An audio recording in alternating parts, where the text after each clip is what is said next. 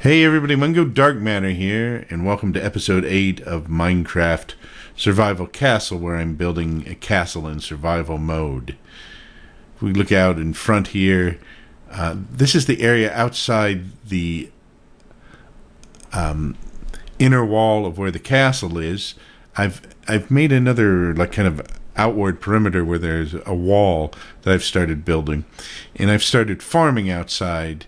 And you can see I have a Cactus Farm here, which I'm using, and I'll show you how I'm using that. And in the distance I have some wheat, and I even have some animals out in the distance that I'm beginning to raise. So let's take a look around and see what's going on. Alright, so we've got wheat out here. We had some wheat out here before, but we're growing a lot more of it.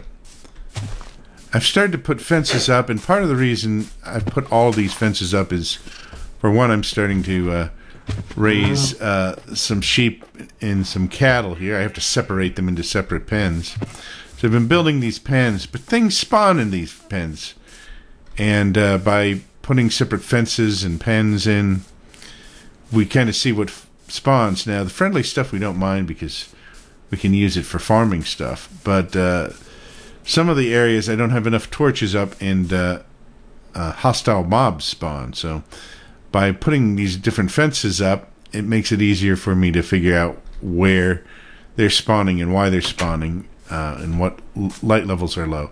You can see here I have paths all around, and one of the main reasons I put paths up, well, around here I put them up so that I know where to plant the wheat, but a lot of the paths that are connecting and go through gates show me where the gates are so I can find the gates more quickly, because it's hard to see the gates sometimes when you're running around and from a distance. So this way I know where the gates are all the time. Here's another cactus farm I have here. I'm farming cactus because outside the wall, as we'll see, there's a desert area where I'm using cactus as kind of a boundary. I'm going to build a Cactus Forest is what I'm working on. And so I need these farms to help me grow the cactus faster. Cactus grows very slowly. So we have some chickens over here we've been raising. I don't have any seed with me right now. But you can see we're getting more chickens around. And I don't know where this guy came from. I think he just kind of spawned. And actually it's... you can use him for meat later on. I'm getting enough animals spawning in the area, so even if I weren't that organized, I can kind of use them for food and leather. And so that's pretty cool. There's some more sheep over here. So I'm trying to get these things into pens slowly. This area over here we're at, we might run into a little bit of trouble because the sun has set. And the major problem is I think there's some darker areas here that need some extra torches. What was that? I really hate these llamas. I really do. I'm not sure what they're good for. And they're just nasty in the way and annoying. There's a horse. So we've one problem here, and we just found a new problem, is I need to put torches up along the walls because there's enough space here for things. We got to watch out for the phantoms too. I haven't slept, I guess. If you don't sleep within 3 nights, the phantoms come after you. And so that's a little bit problematic.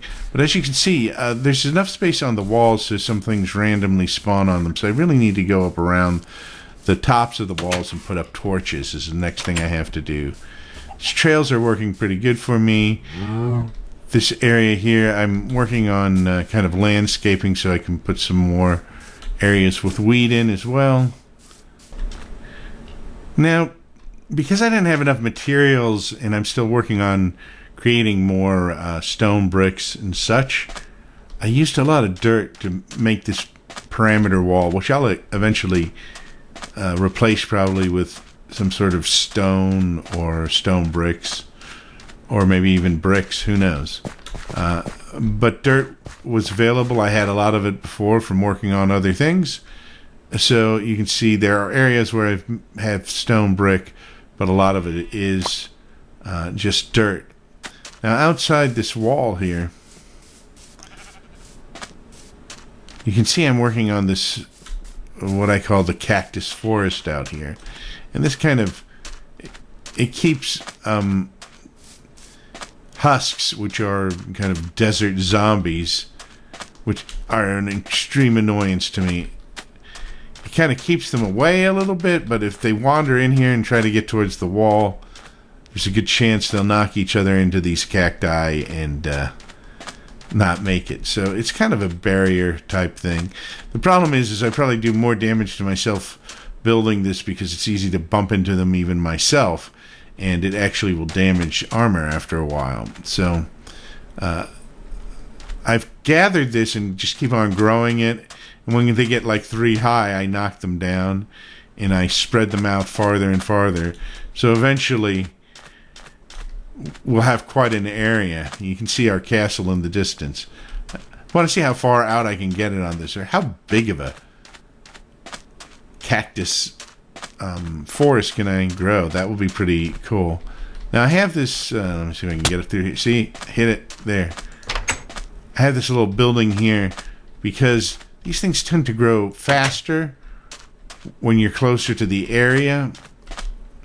And so eventually I think I'm going to put a bed in here and just hang out around in this area for a while to have them grow faster. But for now, I'm just kind of letting them grow at whatever rate they grow at. They're kind of slow no matter what, really.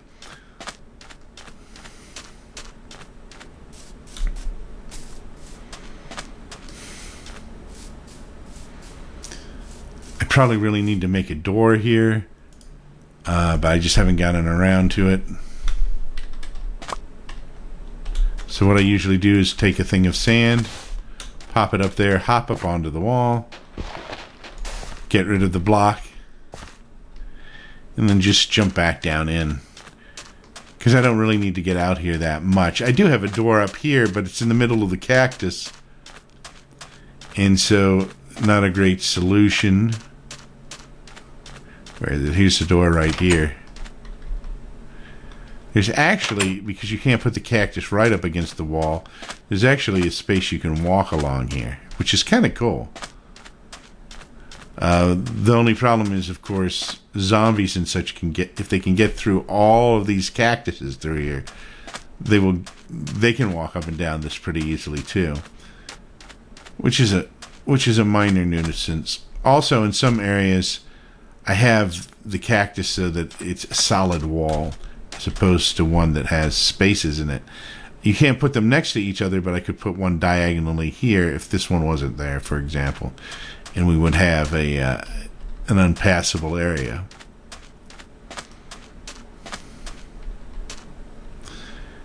There's a cavern down here, and I mined in here a little bit.